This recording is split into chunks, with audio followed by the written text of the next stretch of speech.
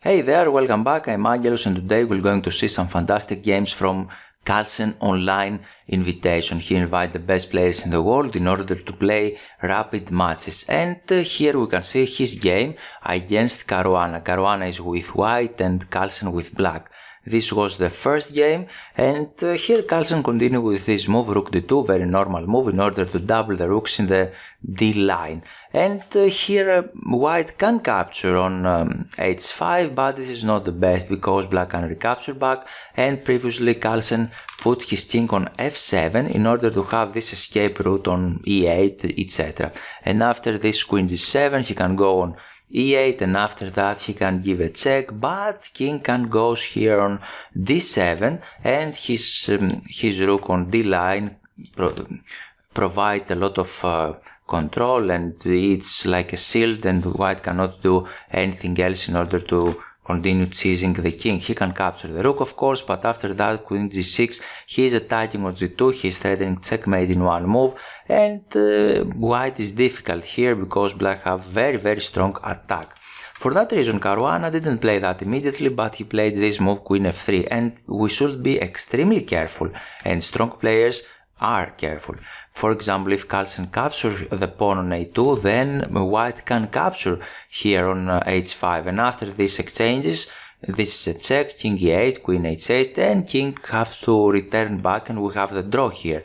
Because if black try to run away on d7, now the d2 rook is not in the d file, and for that reason white can give a check, and now things are very difficult for black. He cannot escape from this deadly check. So Carlsen, very strong player, didn't capture the pawn on a2, but he played this move, rook d3. Queen g5, he'd like to penetrate in black's position like that to h6, to g7, give a check, and chase the white king. For that reason, black just continue developing his pieces, rook a d8, king f2, rook d2 check, and now white should choose what he should do. And one possible way is to go here on g1, but after rook 8 to d3, black have some initiative and some pressure. He has the exchange up, of course, and he has a better position.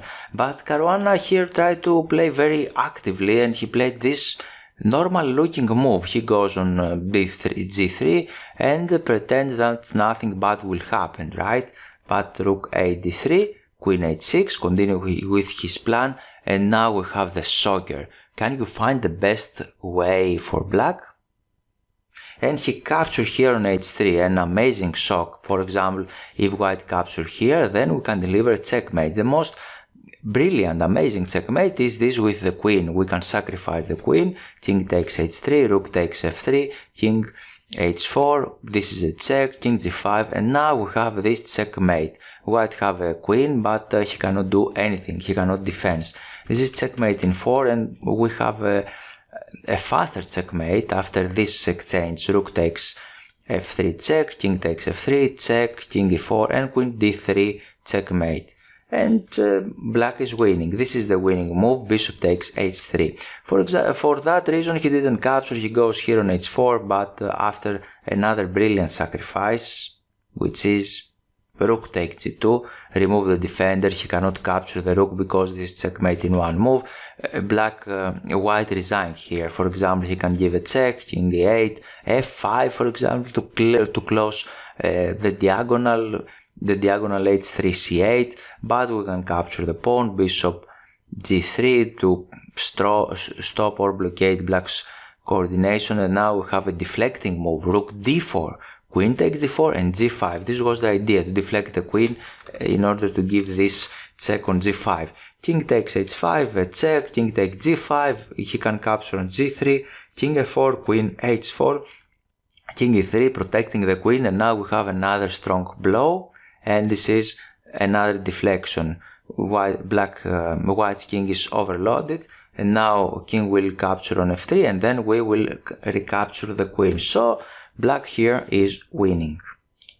Here you can see the other match, Nakamura-Firouzja. In the first game, Firouzja had a better position, but unfortunately his internet connection fall down, and the arbiters and the opponent wait a little bit, but he didn't reconnected very quickly. For that reason, they decided to end the game in the draw. Perhaps this affects psychologically Firouzja, and he didn't play very well in the match. In the second game, we can see a very complicated position because black have this extremely strong pawns in the center. They are controlling very well the center. The bishop is a little closed here, but on the other hand, we can see that this passed pawn is extremely well blockaded, and the white have his own chances in the queen side because he can start rolling his pawns after some preparation, of course. But Nakamura played very dynamically here. He played the move f3, e takes f3, and now he captured with a bishop. He sacrificed the bishop, he gave up the bishop in order to, after this exchange, knight f3, rook f3, in order to keep this strong knight, and he pretended that this bishop on g7 is, on g6 is very bad piece, right? And the game continues like that. Bishop h5, rook f2, and black didn't dare to capture this pawn because after this knight c4, queen e6, knight d6, and here black have problems because if he plays on e7, then we can capture on f5, and if we move the rook, then we can deliver checkmate. For that reason, he can try something else. He can play, for example, bishop e2, we can capture here, and black have some counterplay here because he controls a lot of light squares. White's king is white king position is not very secure, and black have some counterplays, and he can push the pawn in the appropriate moment, not right now. But white is not forced to capture on e8. He can capture on f5, and after that white's attack continue, and white have strong initiative here. And after this check, king g2, king is secure. We don't have any other good checks. And for that reason, Firouzja felt the pressure and tried to exchange queens. It's okay. Queen takes e5, rook takes e5, knight c4, rook e4, knight d6, rook takes e3. He captured the pawn like that, but now we have this knight takes f5, rook e5, and now white played another very good move, and you can pause the video and try to find it. g4. What is the idea? If black captures this pawn, then we have this double attack, king g7 and knight takes g4. White is a piece up. So the position is still tactical and complicated. He goes back and he played rook d1, h5, h3 in order to protect everything. Capture on g4, capture on g4, rook e4, rook takes d3, rook takes g4, king f1 and king f8. Rook d7, very strong move because he controlled the 7th rank and started attacking black pawns. a5, and now we can see that white is on top because he played this move, knight h6, rook g3 here, and knight takes f7. And black played this, rook e8, king takes b7. He decided to capture here because white can continue the attack with knight d6, etc. He captured on f7, and after this move, black resigned because the threat on f8 is very, very strong. For example, he can play here, but we can give a check. Another check, c6, another check, s2, and after this king b5 we can give this deadly check on b8 in order to remove the defender, and after king c4 we can capture the rook, and white is winning here.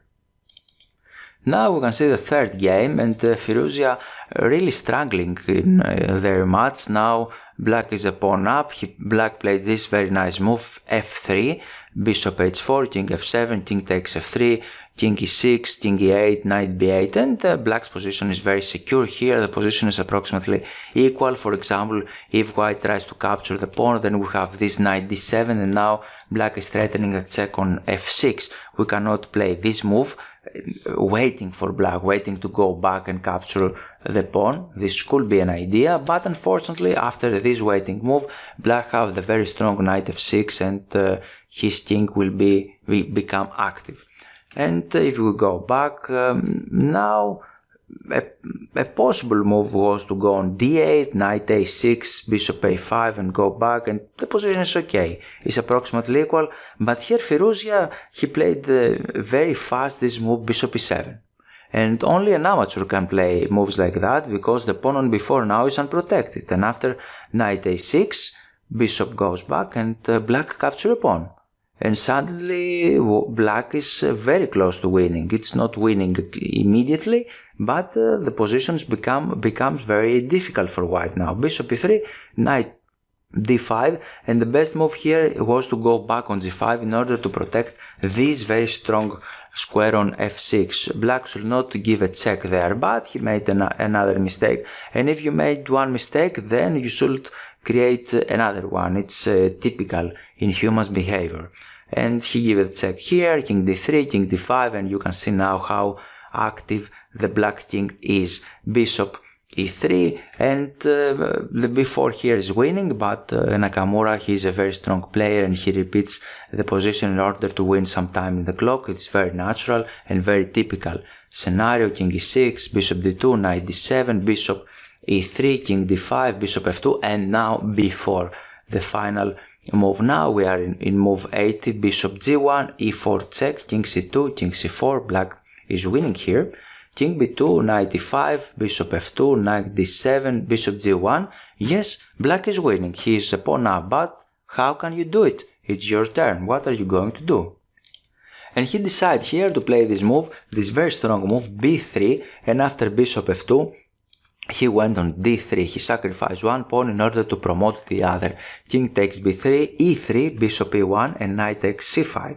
King b4, knight d7, and you can see now how strong the coordination of the pieces of black pieces are. The knight controls the dark square, the pawn the light square, king a5, knight, king c4, bishop g3, king b3, and he created another route for this powerful pawn.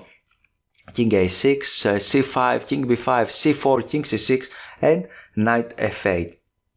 White cannot push forward the pawn on d7 because black can capture this pawn, right? And here Firouzja threw his tower and he resigned the game. So let's go to the next one. And I keep the sweetest game for the last. This is the fourth game, and white start the game. d4, Nakamura with white and Firouzja with black. e4, d5, e takes d5, queen takes d5, knight c3, knight, queen a5, b4. A very nice move. This is not the best or the most common move in the position, but it's very tricky and very aggressive because black has to capture this pawn, and after that white is winning time in order to activate the pieces. Queen d6, d4, and probably here the best or more common moves are like c6 or knight f6. These are normal moves, but he went back on d8. Bishop c4, knight f6, knight c3, e6, short castling, bishop e7, knight e5, short castling, rook e1. Everything is very normal, but white have compensation here for his pawn. White pieces are extremely active, and black should do something about that. And one thing to do is to play that knight b to d7. It looks normal and natural, but he tried something more aggressively, close to his nature and his style. He tried to break the center and counter-attack in the center with a move c5, but Nakamura had the response here, the good response, d5, and he tried to open up the position in order to liberate his pieces. E takes d5, knight takes d5, and probably the best was to exchange some attacking pieces, but after knight takes d5, queen takes d5, knight c6, in order to give back the pawn, he can double his own pawns in order to slow down white's initiative. But he played this knight e6, a very natural looking move, and now you are calling to find the best move as Nakamura did in the game. Can you find the best move for white? And he captured here on f7, an amazing stuff, because he is attacking the queen and the bishop on e6. Bishop takes f7, and now knight e7. A check. Queen cannot capture the knight because the knight is protected by the rook, and after king h8 then we can capture here.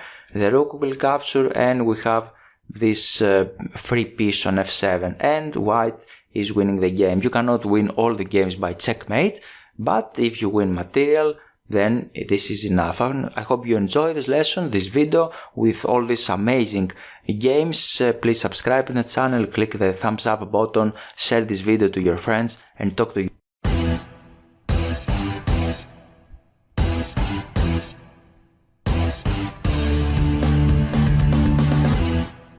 So, why you should become a member? This is an amazing opportunity to you to support the channel and gain access to exclusive perks. Well, it's not just about supporting the channel, it's about becoming part of the exclusive community.